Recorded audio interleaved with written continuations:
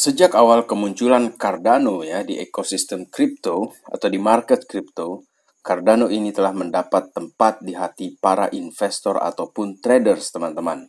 Dan ini dibuktikan dari awal peluncuran Cardano dia berada di dalam 10 besar koin market cap. Tetapi hal tersebut tidak membuat Cardano lepas dari sentimen negatif ataupun opini-opini negatif yang menyatakan bahwa Cardano itu project scam atau Cardano itu sekedar gambling saja. Dan pada kesempatan kali ini teman-teman, saya ingin berbicara mengenai kenyataan di balik Cardano ADA teman-teman. Dan ini sekaligus menjawab pertanyaan di kolom komentar ya mengenai Cardano itu masa depannya seperti apa dan apakah Cardano ini masih layak untuk di hold.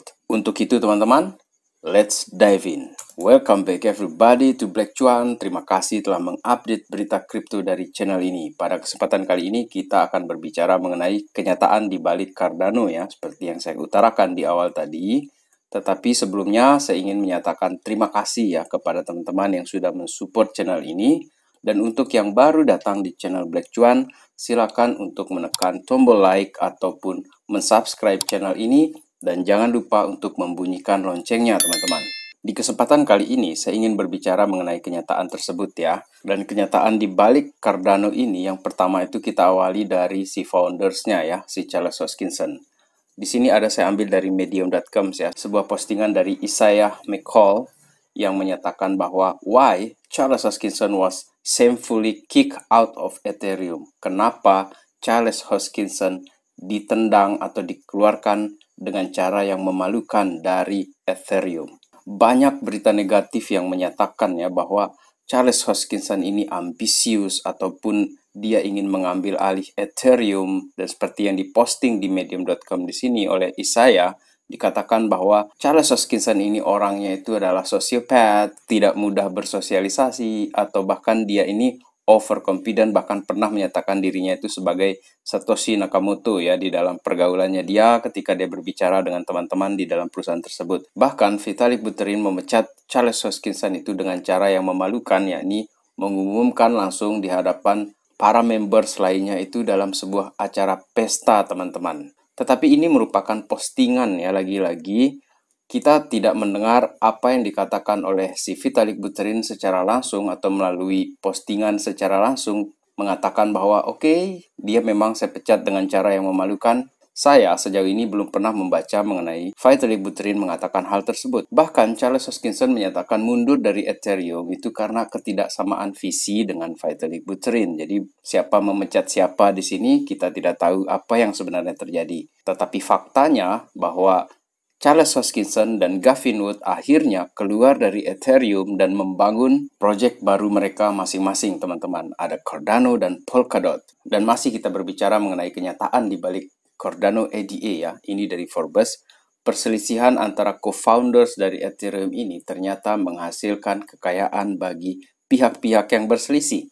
Ya, kita tahulah Charles Hoskinson menjadi wealthy gara-gara Cardano, kemudian Gavin Wood menjadi wealthy juga gara-gara Polkadot teman-teman. Tetapi untuk kita pahami bahwa kedua koin tersebut itu terutama Cardano ya, bertahan terus di dalam 10 besar bersama dengan Bitcoin dan Ethereum teman-teman. Bahkan Polkadot pun seringkali meskipun dia keluar ya beberapa kali dari peringkat 10 besar, tetapi dia berhasil saja masuk lagi ke dalam 10 besar. Dan meskipun sekarang ini bertahan di peringkat belasan teman-teman. Dan sekarang ini kita coba lihat ya, ada beberapa hal ya mengenai kenyataan di balik Cardano ini, terutama foundersnya dari Cardano tersebut ya, Charles Hoskinson. 5 hal yang kemungkinan tidak orang tahu tentang Cardano founders ini atau Charles Hoskinson ini. Yang pertama di sini itu adalah di 2013 Charles Hoskinson keluar dari pekerjaannya sebagai konsultan dan mengambil karir ya sebagai founding chairman dari Bitcoin Foundation Education Committee ya. Dan disitulah pertama kali juga dia bertemu dengan Vitalik Buterin dan mereka akhirnya mulai berbicara tentang proyek yang akhirnya keluar sebagai Ethereum teman-teman. Kemudian fakta kedua yang merupakan kenyataan di balik Cardano ADA ini adalah Hoskinson ini merupakan orang yang membawa 2 cryptocurrency terbesar di dalam 10 peringkat di coin market cap teman-teman. Kemudian yang ketiga di sini adalah perpisahannya dia dengan Vitalik Buterin karena ketidaksamaan visi tadi ya. Kemudian yang keempat adalah philanthropic efforts. Jadi pada bulan September 2021, Hoskinson mendonasikan sebesar $20 juta kepada Carnegie Mellon University untuk mengestablish ya Hoskinson Center for Formal Mathematics. Ini ketertarikannya dia dengan matematika ya. Itulah kenapa sangat precise project Cardano ini, karena Hoskinson ini sangat tertarik dengan matematika, teman-teman. Dan dia ini sangat teliti di sana. Jadi kalau ada yang bilang bahwa Cardano ini lelet, ya karena mereka sangat teliti dan tidak terburu-buru dan melupakan detail-detail yang akhirnya mencelakai ataupun mencederai kepercayaan investor. Dan yang kelima, yang banyak orang juga tidak tahu ya, bahwa dia pernah menjadi tim sukses dari Ron Paul di tahun 2008 ya. Dan ini juga yang menurut saya teman-teman yang menyebabkan mungkin Cardano ini cukup kuat ya, karena ada korelasi dia dengan orang-orang di pemerintahan itu teman-teman. Dan sekarang mengenai kenyataan lainnya di balik Cardano ADA itu adalah banyak sekali pertanyaan yang seperti ini. Why do something that Cardano will be scam even bigger than Tether? Bahkan dikatakan dia itu scam lah project ini. Dan akhirnya di sini banyak yang menjawab ya di Quora ini, spekulasi-spekulasi oleh komunitas di sini dikatakan bahwa oke, Cardano itu lelet, tidak punya masa depan, jadi saya sudah menjual Cardano saya dan saya pindah ke project yang lain. Ada juga yang tetap bertahan dan dia tetap menyatakan bahwa Cardano ini legitimate. Kemudian untuk teman-teman yang mungkin ya baru di kripto ini, saya akan jelaskan secara singkat saja ya, poin-poinnya saja langsung, ciri-ciri crypto scam yang harus dipahami supaya kita tidak rugi. Yang pertama di sini itu adalah jaminan pengembalian yang sangat tinggi, too good to be true.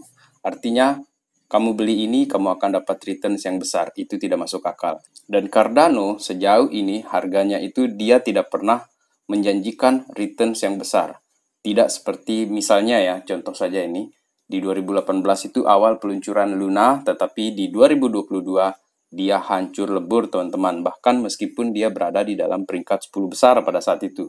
Kemudian yang kedua adalah tidak ada tim ataupun white paper ya. Ini sangat penting sekali. Kemudian yang keempat di sini adalah pendirinya tidak jelas. Nah, sekarang ini yang saya mau tanyakan ke kalian. Charles Hoskinson ini jelas-jelas merupakan salah satu orang yang membangun Ethereum ya. Oke lah, sebagai apapun dia di sana, dan oke lah drama seperti apapun yang diberitakan di luar sana mengenai si Charles Hoskinson, tetapi dia sudah kita lihat jejak karir ataupun track recordnya di dalam ekosistem kripto teman-teman. Jadi keputusan itu tetap kembali kepada kalian ataupun kepada diri kita masing-masing untuk menginvestasikan uang kita di koin apa saja di ekosistem ini ya.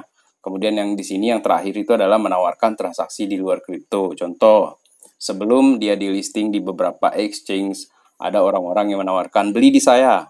Nanti begitu dia listing, harganya langsung akan naik berapa kali lipat, kemudian langsung kamu jual.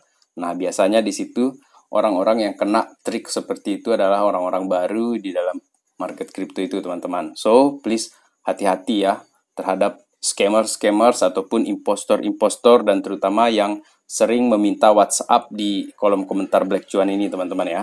Kemudian sekarang ini menuju ke gambling ya. Ini juga merupakan salah satu kenyataan yang mungkin ya kita harus pahami dengan baik-baik mengenai Cardano ADA, gambling and crypto. Pertama-tama saya ingin menyatakan di sini bahwa tidak hanya sekedar Cardano yang dianggap sebagai gambling ataupun koin yang digunakan secara masif dalam hal judi ya teman-teman. Pertama kali Bitcoin pun itu kebanyakan digunakan sebagai alat untuk berjudi teman-teman. Jadi secara historisnya Bitcoin itu juga merupakan aset kripto yang dipergunakan secara luas waktu itu di awal-awal tahun itu adalah dalam hal gambling, judi. Jadi ketika Cardano dipergunakan di dalam judi, orang-orang akhirnya mengasosiasikan bahwa Cardano itu adalah koin kasino. Nah, sekarang ini coba kita lihat. Cardano ADA and gambling. Why might this be interesting? Di Jepang itu ketika dia di-launch di sana, Cardano ini memang dipergunakan sebagai koin judi, koin untuk berjudi teman-teman. Tetapi apakah dia ini murni sebuah perjudian ketika kita berinvestasi? Balik lagi ke kita. Bayangkan uang saja yang dicetak oleh pemerintah, itu juga kan dipakai judi. Ya posisinya sama lah dengan Cardano itu teman-teman. Jadi Cardano ini kalau dikatakan sebagai koin judi, Oke, saya bisa terima juga karena semua orang boleh berpendapat dan saya juga tidak bisa membendung pendapat orang lain karena itu adalah hak setiap orang untuk berpendapat, teman-teman. Dan jika memiliki pendapat lain mengenai Cardano ini, silakan juga bebas menulis di kolom komentar ya. Dan dari postingan Morning Tick ini ya, kenapa Cardano ini digunakan sebagai koin judi di Jepang ataupun di kasino-kasino? Karena seperti ini, teman-teman. Para penjudi atau gamblers itu ya menggunakan Cardano karena basis cryptocurrency ini tidak berdasarkan kepercayaan. Dia berdasarkan proof, dia berdasarkan bukti, transkrip. Jadi karena kriptografi itu adalah pencatatan. Cardano ini spesial dia di dalam perputaran kasino ataupun game-games judi online itu karena dia menjamin keamanan serta dia tidak bisa dihack, teman-teman. Seperti kripto pada umumnya. Yang bisa dihack itu adalah akun ataupun aplikasi-aplikasi yang menyediakan cryptocurrency dan korbannya itu adalah para user-user yang polos itu, teman-teman. Dan untuk objektifnya di sini memang Cardano ini digunakan secara umum banyak di tempat-tempat gambling itu, di aplikasi gambling ataupun games yang berjudi itu, teman-teman. Tetapi Cardano ini bukan ditujukan untuk sekedar berjudi saja, karena banyak developer-developer lain yang menggunakan Cardano untuk mengembangkan proyek mereka selain dari aplikasi-aplikasi berjudi seperti ini, teman-teman. Tetapi media kan punya cara untuk langsung saja dia bikin spotlight, oke, ini adalah koin judi seperti itu. Balik lagi ke riset kita, teman-teman ya. Kemudian dari The Coin Republic di sini dikatakan bahwa Cardano itu merupakan koin ketiga yang paling sering menjadi target dari scammers ya. Artinya orang menggunakan Cardano ini untuk menipu para investor, teman-teman, terutama yang masih polos ataupun pendatang baru. Jadi dia mengaku bahwa dia developer di atas jaringannya blockchain, web ini, aplikasi ini, kemudian orang-orang yang baru ini akan mengirimkan dolarnya untuk membeli Cardano atau menggunakan Cardano dikirim ke aplikasi tersebut atau ke web tersebut dan akhirnya dia hilang. Dan untuk mengkontraskan apa yang saya katakan tadi mengenai scammers itu adalah ini dari cryptochooser.com. Pertanda bahwa suatu proyek itu dianggap scam itu kalau dia menggaransikan pengembalian ataupun returns yang tidak masuk akal, teman-teman. Jadi sangat penting ya untuk kita mengedukasi diri kita supaya kita tahu bagaimana menginvestasikan uang kita itu dengan bijak. Terutama karena saya sendiri sebagai plankton di sini ya, saya terus belajar dan menggunakan uang receh saja untuk berinvestasi di kripto ini, teman-teman. Dan sebelum menutup video kali ini, update yang terbaru ya mengenai kenyataan di balik Cardano ADA ini adalah sekarang ini kalau kita di roadmap-nya Cardano, ini dari website-nya Cardano ya.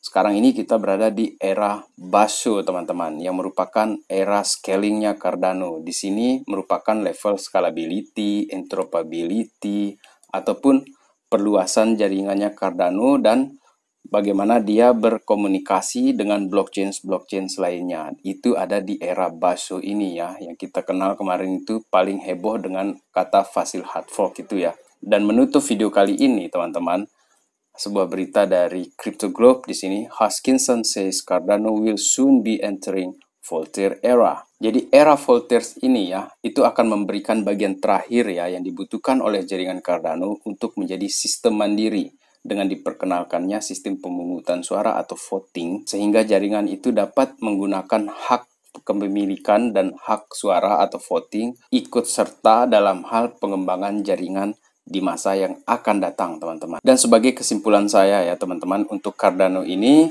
tetaplah kita mengedepankan riset kita mandiri sebelum kita membeli ataupun menjual aset kripto kita, teman-teman. Dan terutama untuk yang DCA itu harus juga kita mengandalkan riset kita mandiri ya. Baik, sekian dulu video kali ini. Terima kasih telah menonton. Salam Black Cuan. Peace, my friend.